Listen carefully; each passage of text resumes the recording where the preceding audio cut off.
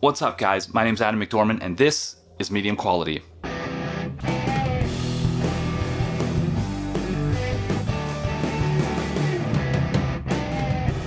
Okay, I'm back for part 2 of my favorite albums of the year. Apparently, I've got a lot of albums that I like from this year and decided to break this video up into 2. And so what I'm going to do in this video is talk about a couple of different categories of albums that I really enjoyed that didn't necessarily fit into the main body of the music that was in heavy rotation for me. So let's get into some more discrete categories.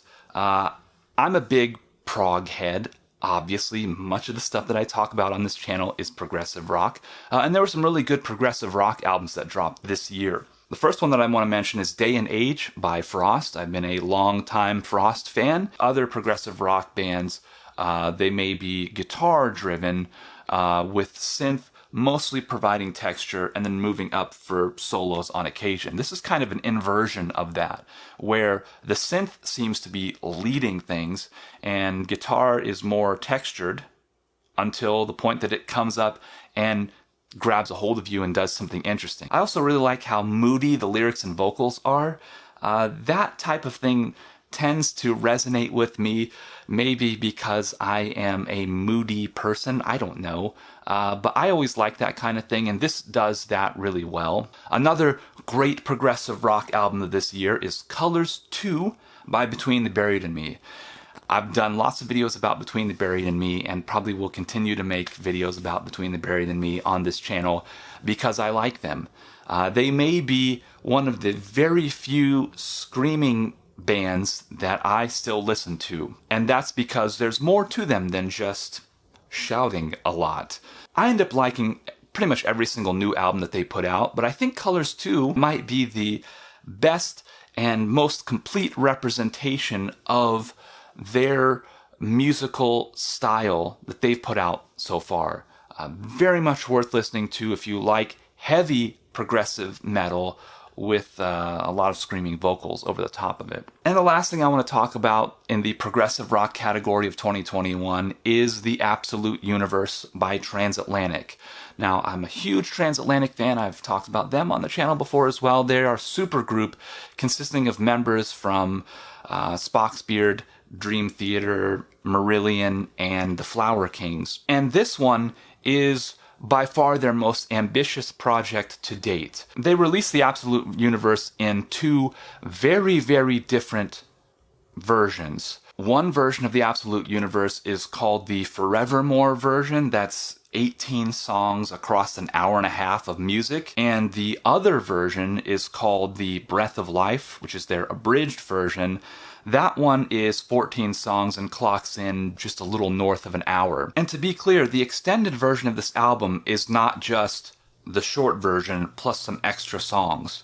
There are different recordings, there are different takes on each of these albums, and the songs and the song pieces, the song ideas have been put together into different versions of certain songs across the 2 versions of these albums. So if you want to hear the whole thing, if you want to hear everything that's in this album, you have to get both of them. I've listened to both, I like both, but I tend to gravitate toward the Breath of Life abridged version. I think the abridged ends up being the better one for its conciseness, and even to call it concise is kind of silly because it's still over an hour long.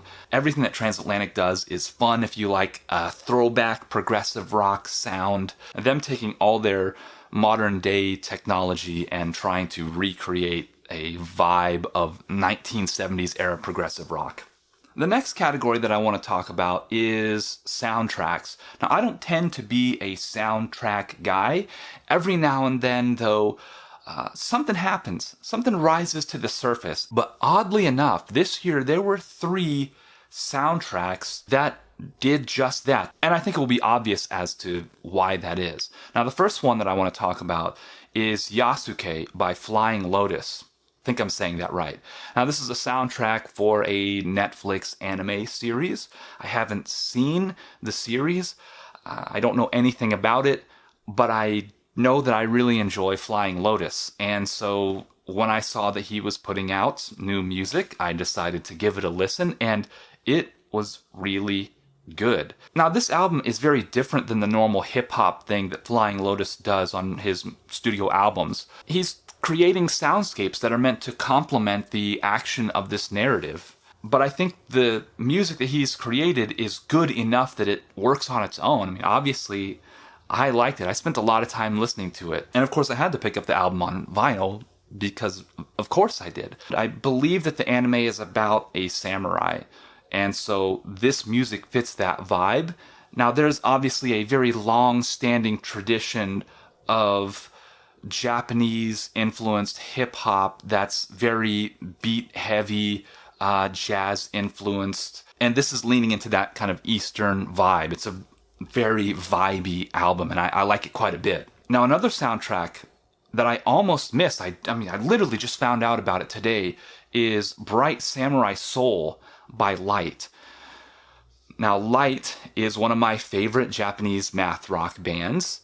I didn't know that they had released an album this year, and I sat down with it just today and really enjoyed it. I haven't seen the anime, so I can't speak to that, but this is very much that fast and frenetic and punchy math rock sound that Lite is well known for. I'm excited to spend a little bit more time with this in the future. The last soundtrack that I want to talk about in this category, and this may be cheating a little bit, but I'm going to do it anyways. But this is the live-action Cowboy Bebop soundtrack by the Seatbelts. Cowboy Bebop is one of my favorite anime of all time. I have seen that multiple times. And this year, Netflix released a live-action adaptation of that anime. It's not the best, but they did bring back Yoko Kanno to write the music, as well as the Seatbelts to perform that music. Now, the Seatbelts are a jazz band, which of course fits the bebop vibe. Quite a few of the songs on here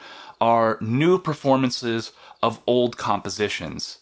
So again, I'm playing fast and loose with the idea of new music, but it's a new recording. Now, one thing that I'm very, very curious about is whether or not this album works as a standalone piece. Because it's very hard for me to separate Yoko Kanno and the Seatbelts' work from my experience of watching this genre-defining, medium-defining work of science fiction anime. So I would love to hear from you guys if this album is actually good, or if it's just because it works so well in this wonderful piece of storytelling that everything that's great about Cowboy Bebop as a series gets inextricably linked to the music and elevates it kind of beyond where it would be by itself. The next category is a couple of quick hits for new music that is meant to be kind of a throwback.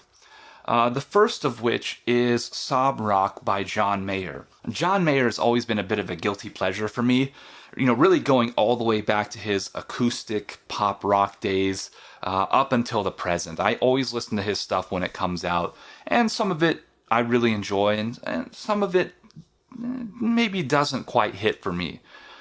This album is him trying to do, some would call it dad rock. Do I think it stands up alongside his other albums? Well, not according to the metric by which you would judge those albums. This is not trying to do that. This is trying to do something different. It's trying to grab a hold of a different sound. I had a good time with it. I think the album is not perfect. There are a few songs that are just okay. I think this album overall is a really interesting pastiche of sounds from a different era. And next up is An Evening with Silk Sonic by Silk Sonic. Now, this is a collaboration between Anderson .Paak and Bruno Mars. I think Bruno Mars may just be at his best when he's borrowing from old sounds. I loved the parts of 24 Karat Magic that leaned into the late 80s R&B, the almost new jack swing vibes, and him going even further back in time works fantastically well. And I think him bringing in Anderson .Paak, who is an incredible musician by his own right, really just takes this thing over the top. I think the collaboration between these two artists is a lot of fun. It's playful in some spaces. It's tender in some other spaces. It is borrowing from the funk and R&B traditions of the past in a way that I think mostly works. Now, the singles that came out ahead of this album, I think, are probably the finest work on this album. I think those were good choices for singles here because they are mostly the best of what's on offer here. It's a lot of fun. And to finish this video off, I've got some shorter works that I'm going to include as kind of honorable mentions. First up is New Life by Brothertiger. This is an EP that one of my friends suggested I listen to, and I was immediately hooked by it. It's very synth poppy, it's very danceable, just a lot of fun. Next up is Quarantine Sessions by Misch. Fantastic kind of jazz fusion guitarist. He does a lot of collaborations with really talented jazz and funk musicians in kind of one corner of the musical community. All the stuff that's on this short album are these little quarantine sessions, these short kind of musical sketches that he was recording while all of us were on lockdown. Does it work as like a big album? Is it a commercial product? Not necessarily, but the sketches here, such as they are a lot of fun to listen to. Next up is Chapter 1, Shredemption by Jack and Owane. With a title as absurd as that, I think you can kind of expect what you're getting into here. This is in that kind of mom metal genre, this jazz fusion with the gain turned up sound that I really enjoy. It's very fun. It's meant to be absurd, and it really presses all the buttons for me. And then last is Alps by Jan David. Now this is a short EP that is also kind of in that jazz fusion, but bordering on metal. This has a lot of great guitar playing that leans on effects and synthesizers. It is spacious and ethereal, very atmospheric. It gets in, it's like 4 songs and then you're done, but it's a great album that is fully instrumental, and I greatly enjoyed it. Overall, I think 2021 was a fascinating year for music. We had all of the output from these creative musical minds being stuck at home for much of 2020 and writing, producing, recording stuff, and then dropping it all this year. There's so much good stuff that I feel like I'm still going to be discovering music from 2021 for years to come. And on that note, if there's something that I should have listened to that I didn't, feel free to drop into the comments section below and let me know. I will be on a music journey and would love to join you on yours. And that's going to do it for this video, guys. If you liked it, please give it a thumbs up. If you want to see more, make sure you hit the subscribe button. And if you're really enjoying what I'm doing here on this channel, I'm going to put a link in the description section below where you can get some pretty cool medium quality merch. Until next time, guys, keep spinning that good stuff. What a time to be alive.